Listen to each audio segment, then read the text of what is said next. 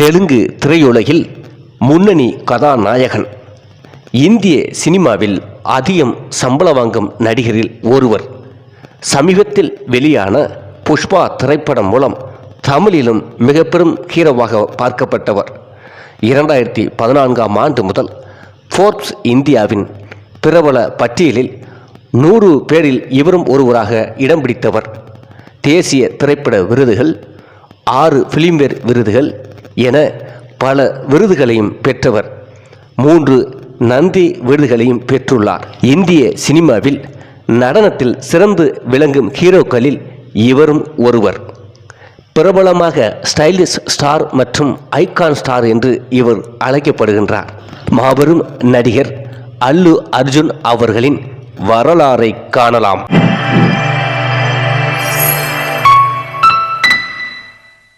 நடிகர் அல்லு அர்ஜுன் அவர்கள் 1982ஆம் ஆண்டு ஏப்ரல் மாதம் 8ஆம் தேதி சென்னையில் பிறந்தார். சினிமாவில் பிரபல தயாரிப்பாளர் அல்லு அரவிந்த் மற்றும் நிர்மலா தம்பதியருக்கு தெலுங்கு குடும்பத்தில் மகனாக பிறந்தார்.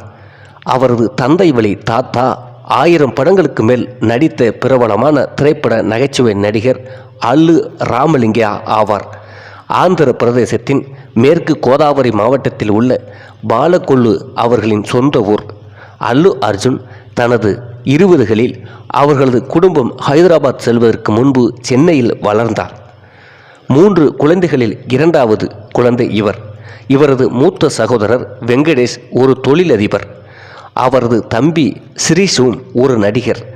நடிகர் சிரஞ்சீவியின் மனைவி சுரேகா கோனிடேலா இவரது தந்தை வழி அத்தை. இவர் நடிகர் ராம் சரணின் முதல் உறவினராவார். மிகப்பெரிய சினிமா பின்னணி கொண்ட குடும்பத்தை சார்ந்தவர். அல்லு அர்ஜுன் அவர்கள் 1985ஆம் ஆண்டு விஜயதா திரைப்படத்தில் குழந்தை நட்சத்திரமாக நடித்தார். பிறகு இளைஞர் பருவத்தில் 2001ஆம் ஆண்டில் நடன கலைஞராக டாடி என்ற திரைப்படத்தில் நடித்தார். அதன் பிறகு கங்கோத்ரி திரைப்படத்தில் கதாநாயகனாக அறிமுகமானார். இந்த திரைப்படத்தை கே. ராகவேந்திர ராவ் இயக்கினார். அவரது தந்தை அல்லு அரவிந்த் தயாரிப்பில் ஸ்ரீ அஸ்வினி தத்துடன் இணைந்து தயாரித்தார். அவரது நடிப்பு திறனை பலர் பாராட்டினர். அதன் பிறகு இயக்குனர் சுகுமாரின் ஆர்யாவில் நடித்தார். இந்த திரைப்படம் மாபெரும் வெற்றி திரைப்படமாக அமைந்தது. இது அவரது சினிமா வாழ்க்கையில் திருப்பு முனையை ஏற்படுத்தியது. சிறந்த நடிகருக்கான ஃபிலிம்பேர் விருதில் முதலில் பரிந்துரைக்கப்பட்டார். தெலுங்கு மற்றும் நந்தி சிறப்பு நடுவர் விருது, சிறந்த நடிகருக்கான சினிமா விருது போன்ற விருதுகளையும் பெற்றார். இந்த திரைப்படம் விமர்சன ரீதியாகவும் வணிக ரீதியாகவும் மாபெரும் வெற்றியை அடைந்தது. 4 கோடி பட்ஜெட்டில் எடுக்கப்பட்ட திரைப்படம் 30 கோடிக்கு மேல் வசூலை வாரி குவித்தது. 2006ஆம் ஆண்டில் இந்த திரைப்படம் கேரளாவில் மலையாளத்தில் டப் செய்யப்பட்டு வெளியிடப்பட்டது. இந்த படத்தின் வெற்றியின் காரணமாக அவர் மலையாளத்திலும் ரசிகரிடமும் மக்களிடம் பெரும் பாராட்டுகளை பெற்று முன்னணி கதாநாயகனானார். அதன் பிறகு வி நாயக்கின் பன்னி என்ற பெயரில் கல்லூரி மாணவராக நடித்தார். பாக்ஸ் ஆபீஸில் வெற்றியடைந்ததால் விமர்சகர்கள் அவரது முயற்சி மற்றும் நடிப்பு, நடனம் ஆகியவற்றை பெரிதும் பாராட்டினார்கள். அவரது அடுத்த படம் ஏ. கருணாகரனின் இசை சார்ந்த காதல் கதையாகும். ஹேப்பி என்ற திரைப்படத்தில் நடித்தார். இந்த திரைப்படமும் பாக்ஸ் ஆபீஸில் மாபெரும் வெற்றி பெற்றன. குறிப்பாக வெளிநாட்டு சந்தைகளில் இந்த திரைப்படம் மாபெரும் வசூலை வாரி குவித்தது. தமிழ் சினிமாவில் நடிகர் விஜய் எவ்வாறு நடனத்துக்காக பாராட்டப்படுகிறாரோ, சிறந்த நடன கலைஞரோ, அதுபோன்று அல்லு அர்ஜுன் அவர்களும் தெலுங்கு சினிமாவில் சிறந்த நடனம் ஆடக்கூடியவர். பின்னர் அவர் பூரி ஜெகநாத்தின் அதிரடி திரைப்படமான தேச முதுருவில் நடித்தார். அதில் அவர் பாலகோவிந்தம் என்ற ஒரு இருண்ட கடந்த காலத்தை கொண்ட ஒரு பெண்ணிடவிலும் அச்சமற்ற பத்திரிகையாளராக நடித்தார். இந்த திரைப்படம் வணிக ரீதியாக மாபெரும் வெற்றியை பெற்றது. அவருக்கு சந்தோஷம் திரைப்பட விருது, சினிமா விருது மற்றும் சிறந்த நடிகருக்கான ஃபிலிம்பேர் விருதுக்கு பரிந்துரை செய்யப்பட்டது. சங்கர் தாதா சிந்தாபாத் திரைப்படத்தின் ஜெகதேகா வீரடிகி பாடலில் சிரஞ்சீவியுடன் இணைந்து அவர் 2வது ஹேமியோவில் தோன்றினார். அவரது அடுத்த படம் பாஸ்கரின் பருகு. அதில் அவர் ஹைதராபாத்தை சேர்ந்த கிருஷ்ணா என்ற மகிழ்ச்சியான மனிதராக நடித்தார். தனது நண்பரை தனது காதலால் தப்பிக்க உதவுவார். பெண்ணின் தந்தையின் கோபத்தையும் அவர் உணர்ச்சி போராட்டத்தையும் அனுபவிப்பார் அந்த திரைப்படத்தில். இந்த திரைப்படம் மாபெரும் வெற்றிப்படமாக அமைந்து அவரை மேலும் தெலுங்கு சினிமாவில் முன்னணி கதாநாயகனாக உயர்த்தியது. இதில் அல்லு அர்ஜுன் தனது முதல் சிறந்த நடிகருக்கான ஃபிலிம்பேர் விருதையும் பெற்றார். தெலுங்கு மற்றும் இரண்டாவது நந்தி சிறப்பு ஜூரி விருதையும் பெற்றார். அல்லு அர்ஜுன் அவர்கள் அடுத்ததாக சுகுமாரின் அதிரடி திரைப்படமான ஆர்யா 2 படத்தில் நடித்தார். இந்த திரைப்படத்தில் அவரது நடனமும் நடிப்பும் பெரிய பாராட்டுகளை பெற்றது.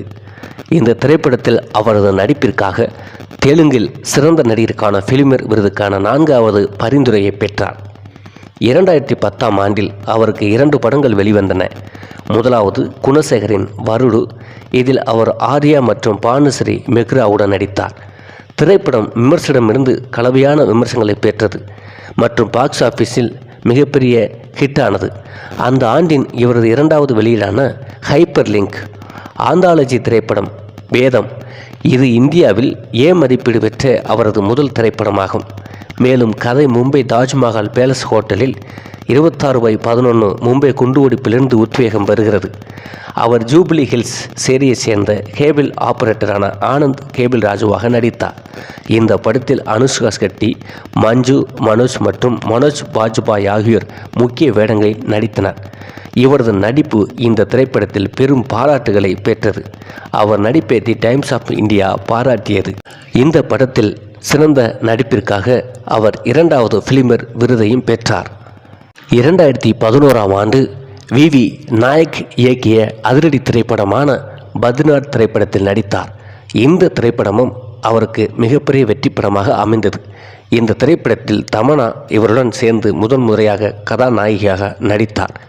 இந்த திரைப்படம் 187 திரையரங்குகளில் 50 நாட்கள் ஓடியது. ஏ ரேட்டிங் பெற்ற இந்தியாவின் 2வது திரைப்படமாக இது அமைந்தது.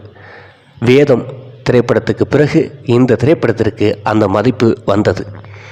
அதன் பிறகு 2011இல் திரிவிக்ரம் ஸ்ரீனிவாசின் அதிரடி நகைச்சுவை திரைப்படமான ஜூலையில் கையெழுத்திட்டார். இது 2012இல் வெளியிடப்பட்டது.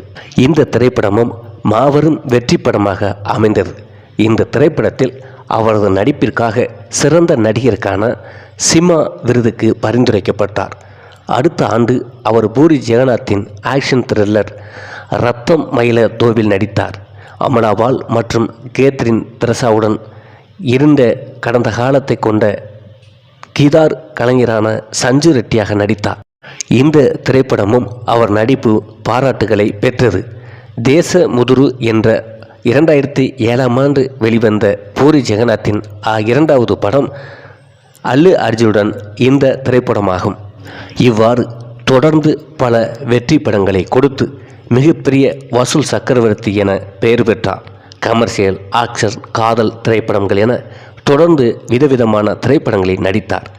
2014ஆம் ஆண்டு ரேஸ் குர்ரம் திரைப்படத்தில் நடித்தார். இந்த திரைப்படம் இவருக்கு மாபெரும் வெற்றி படமாக அமைந்தது. அதன் பிறகு 2015ஆம் ஆண்டு சன் ஆஃப் சத்தியமூர்த்தி திரைப்படத்தில் நடித்தார். இது மாபெரும் வெற்றி படமாக அமைந்தது.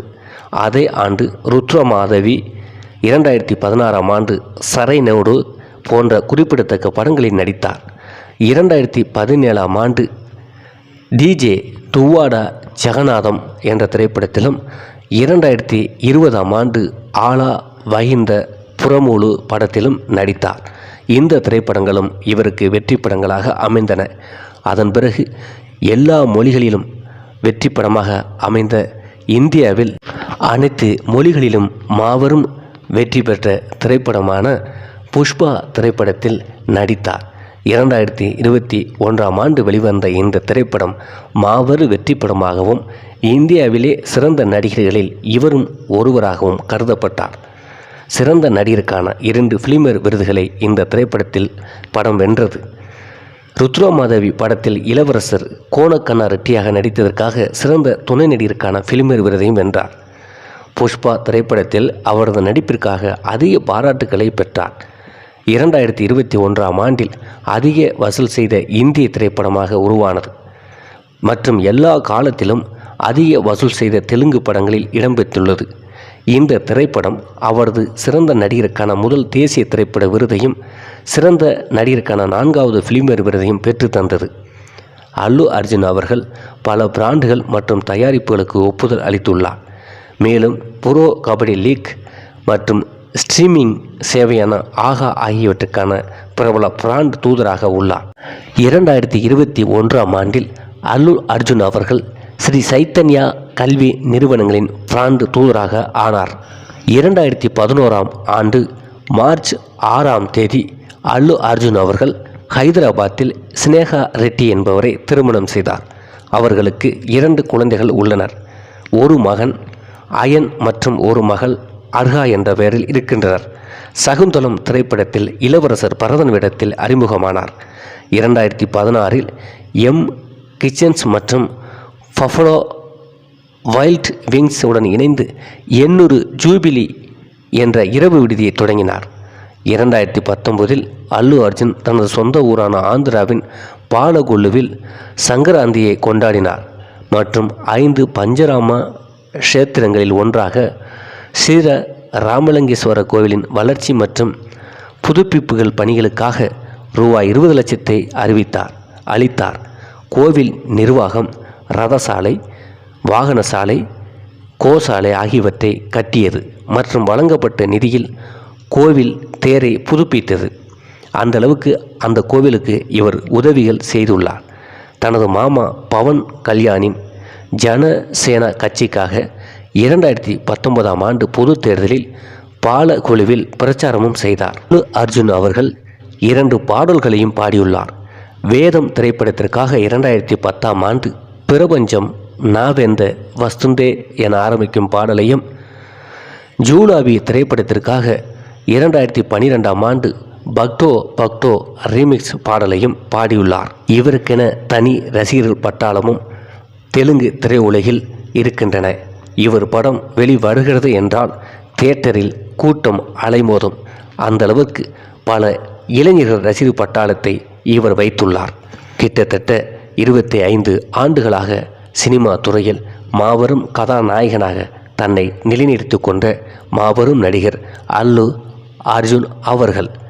மீண்டும் ஒரு வரலாறோடு சந்திப்போம். சேனலை சப்ஸ்கிரைப் செய்து கொள்ளுங்கள்.